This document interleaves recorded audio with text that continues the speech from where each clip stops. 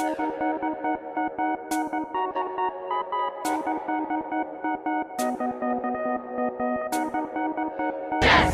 union has proposed 3 dates in December to strike. 2 days would involve full walkouts.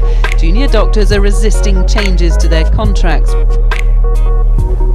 Why are the junior doctors striking? Right now, I'm on my way to the Hospital of Neurology and Neurosurgery to find out more information on why the junior doctors decided to strike. I think if they're going to give up a lot of their time and work very, very crazy hours, which no one else on the planet would probably be willing to do for any other job, I think they should be compensated for their time.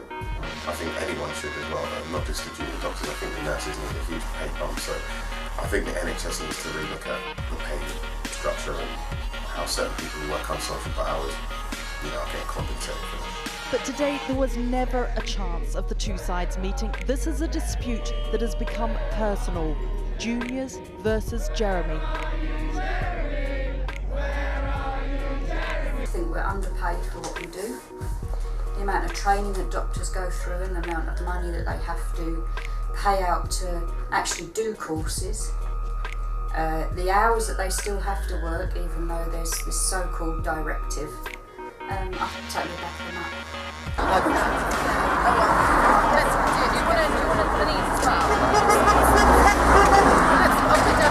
Junior doctors, the fellows, always seem to have lots of work loaded on them.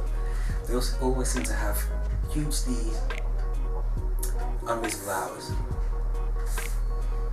And I mean, they were getting paid for it, but it seemed to me that they were not like the whipping boys, or whipping people, but it seemed to be they had an awful lot loads on their shoulders. The junior doctors will receive no extra pay for working many shifts, and these shifts are now unsociable hours. There are also plans to make more junior doctors come and work on weekends. This is the last of the strikes planned, well, at least for the moment, although it is clear that this is far from over. While neither side has been able to reach an agreement. I think they're right to strike because I think they work really hard and they have so much responsibility. Now they're making them work but getting less pay, so I think they're right to strike because the junior doctors, and next there could be nurses, so I think we should support them. I definitely support them, and I think they have such a responsibility, for all the patients, so they definitely deserve what they get, and I just feel like they're being undervalued by the government. There's a contract on us that we feel is unfair and unsafe, and he is refusing to enter into any meaningful negotiations. But we've got to a point where we feel that the government is just not listening to us. To strike because we've been given no other option, because the government are still not listening to us and are not opening up to negotiations. I agree with the junior doctors' strike. They're the backbone of the NHS. They work very, very hard, and when you're talking about patient care, you also need to look after the professionals that are providing the care. So the junior doctors have to win this strike, because if they don't, then every other section of workers in the NHS, particularly the vulnerable workers, will be under attack. And we've already seen it with the nurses. They used to get a grant to do nursing training. Now they have to borrow the money to complete their training. Well, it's a shame that Mr Hunt refuses to speak to junior doctors like me who actually work on the front line.